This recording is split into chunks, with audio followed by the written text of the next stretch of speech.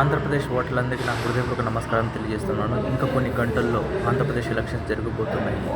నిజంగా మీరు ఆంధ్రప్రదేశ్ బాగుపడాలి, ఆంధ్రప్రదేశ్ అభివృద్ధి చెందాలి అని కోరుకునే వాళ్ళు జగన్మోహన్ రెడ్డి గారికి ఓటు వేసి సపోర్ట్ చేయండి. జగన్మోహన్ రెడ్డి గారు ఇచ్చినటువంటి మేనిఫెస్టోలో ప్రతి ఒక్కటి మన రాష్ట్రానికి వస్తున్నటువంటి ఆదాయం ఎంత, దాన్ని బేస్ చేసుకుని ఎంత హామీలు ఇవ్వగలము అని మేనిఫెస్టోలో క్లియర్గా పొందుపరచడం జరిగింది, ఎక్స్ప్లెయిన్ చేయడం జరిగింది స్టాటిస్టిక్తో సహా.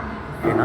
సో ఆంధ్రప్రదేశ్కి వస్తున్నటువంటి ఆదాయాన్ని బేస్ చేసుకొని జగనన్న మన మేనిఫెస్టోని రూపొందించారు. ప్రతి ఒక్క హామీలో ఏదో పేద వర్గాలని అభివృద్ధి చెందాలనే ఒక ఉద్దేశంతోనే ప్రతి ఒక్క హామీ ఇవ్వడం జరిగింది.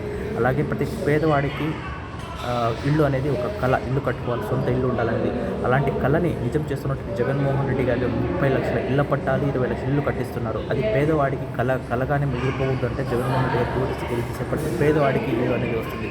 అలాగే చంద్రబాబు నాయుడు 1,60,000 కోట్ల రూపాయలు మేనిఫెస్టో క్రియేట్ చేశారు. అదంతా బూతు, నమ్మకండి ప్లీజ్. దయచేసి జగన్మోహన్ రెడ్డి గారు